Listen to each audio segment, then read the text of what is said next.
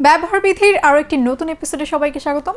আজকের এপিসোডে থাকছে শ্যাম্পু এবং কন্ডিশনার কিভাবে ব্যবহার করবেন এবং কি পরিমাণে ব্যবহার করবেন তা বিস্তারিত। প্রথমেই শ্যাম্পু কিভাবে এবং কি পরিমাণে ব্যবহার করবেন সেটা বলে দিই। শ্যাম্পু ব্যবহারের জন্য প্রথমেই চুল ভালোভাবে ভিজিয়ে নেবেন। এরপর 1 কয়েন পরিমাণে শ্যাম্পু শুধুমাত্র স্ক্যাল্পে ব্যবহার করবেন। শ্যাম্পু আমাদের চুলের লেংথে ব্যবহার করার কোনো প্রয়োজন নেই। এরপর ভালোভাবে মাসাজ করবেন, ফোম ক্রিয়েট করে নেবেন এবং ভালোভাবে পানি দিয়ে ওয়াশ করে ফেলবেন। আর শ্যাম্পু আসলে সপ্তাহে কতবার ব্যবহার করবেন এটা ডিপেন্ড করবে আপনার স্ক্যাল্প টাইপের উপরে। আপনার স্ক্যাল্প যদি অয়েলি হয়ে থাকে,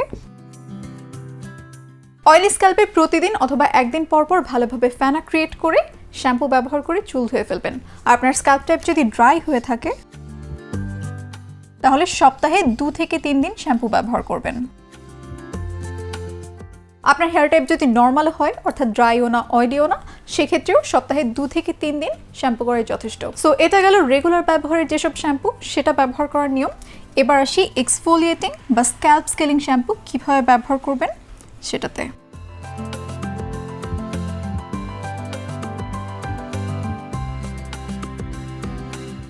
যাদের ড্যান্ড্রাফ বা বিল্ডআপের প্রবলেম আছে তাদের জন্য রেগুলার ওয়াশে শ্যাম্পুর পাশাপাশি রুটিনে এক্সফোলিয়েটিং অথবা স্ক্যাল্প স্কেলিং শ্যাম্পু রাখাও দরকার। এই এক্সফোলিয়েটিং অথবা স্ক্যাল্প স্কেলিং শ্যাম্পু একটা ট্রিটমেন্ট প্রোডাক্ট হিসেবে ধরা যেতে পারে, অর্থাৎ এগুলো রেগুলার ব্যবহার করা যাবে না। অবশ্যই আপনার রেগুলার ওয়াশে মাইল্ড অথবা জেন্টল শ্যাম্পুর পাশাপাশি এগুলো ব্যবহার করতে হবে।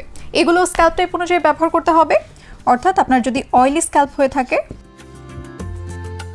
তাহলে আপনি সপ্তাহে 2 বার করে ব্যবহার করতে পারেন এবং বাকি দিনগুলোতে আপনার রেগুলার ওয়াশের যে মাইল্ড এবং জেন্টল শ্যাম্পু রয়েছে সেটা ব্যবহার করবেন। আর আপনার যদি ড্রাই স্ক্যাল্প হয়ে থাকে অথবা সেনসিটিভ স্ক্যাল্প হয়ে থাকে তাহলে সপ্তাহে 1 বার করে ব্যবহার করবেন। ড্রাই স্ক্যাল্পে যে বললাম রেগুলার ওয়াশের শ্যাম্পু হচ্ছে সপ্তাহে 2 থেকে 3 বার ব্যবহার করতে পারবেন। আপনি যদি এক্সফোলিয়েটিং অথবা স্ক্যাল্প স্কেলিং শ্যাম্পু ব্যবহার করে থাকেন সেক্ষেত্রে সপ্তাহে 1 বার ব্যবহার করবেন এই এক্সফোলিয়েটিং অথবা স্ক্যাল্প স্কেলিং শ্যাম্পু এবং বাকি 2 দিন ব্যবহার করবেন আপনার রেগুলার ইউজের মাইল্ড অথবা জেন্টল ফর্মুলার একটা শ্যাম্পু। এই সব ধরনের শ্যাম্পুই, রেগুলার ওয়াশের শ্যাম্পু বলেন, এক্সফোলিয়েটিং বলেন বা স্ক্যাল্প স্কেলিং শ্যাম্পু বলেন, সবগুলোই শুধুমাত্র স্ক্যাল্পে ব্যবহার করবেন, লেংথে ব্যবহার করার কোনো প্রয়োজন নেই। শ্যাম্পু ব্যবহারের সময় হেয়ারের লেংথ অ্যাভয়েড করতে আপনি তেল যেভাবে ব্যবহার করেন সেভাবে শ্যাম্পু ব্যবহার করতে পারেন। অর্থাৎ 1 কয়েন পরিমাণের শ্যাম্পু প্রথমে হাতে নিয়ে নিতে পারেন, এরপর অল্প অল্প করে আপনি তেল যেভাবে ব্যবহার করেন সেভাবে পুরো স্ক্যাল্পে মাসাজ করতে পারেন। এই টেকনিকটা ফলো করলে আমাদের হেয়ার লেংথে শ্যাম্পু লাগার চান্সটা কম থাকবে, যে কারণে আমাদের চুলের ন্যাচারাল ময়েশ্চার বা অয়েল পুরোপুরিভাবে দূর হয়ে যাবে না। আর একটা বিষয় ক্লিয়ার করে দিই, শ্যাম্পু যে শুধুমাত্র স্ক্যাল্পে ব্যবহার করতে হবে এটা শুনে অনেকের মধ্যে একটা কনফিউশন থাকে যে চুলের লেংথ প্রপারলি ক্লিন হচ্ছে কিনা। শ্যাম্পু স্ক্যাল্পে ব্যবহার করার সময় যে ফেনাটা ক্রিয়েট হয় এটাই আমাদের পুরো চুল ক্লিন করার জন্যই না, অর্থাৎ শুধুমাত্র স্ক্যাল্পে শ্যাম্পু ব্যবহার করলেও আপনার পুরো চুলই ভালোভাবে ক্লিন হয়ে যাচ্ছে। এবার আসি কন্ডিশনার কিভাবে ব্যবহার করবেন। কন্ডিশনার ব্যবহার করবেন চুলের লেংথে। কন্ডিশনার ব্যবহারের জন্য প্রথমেই শ্যাম্পু করে চুল ভালোভাবে ধুয়ে নেবেন, এরপর চুলের পানি হাত দিয়ে চেপে চেপে বের করে নেবেন।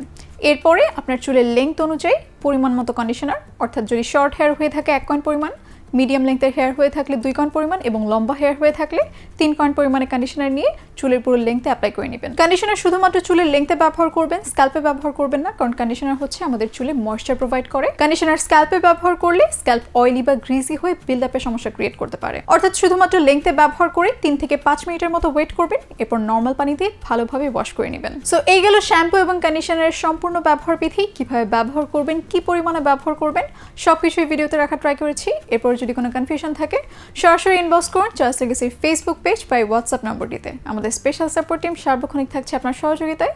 দেখা হবে পরবর্তী ভিডিওতে, ততক্ষণ পর্যন্ত ভালো থাকুন, সুস্থ থাকুন এবং চয়েস লেগেসির সাথেই থাকুন।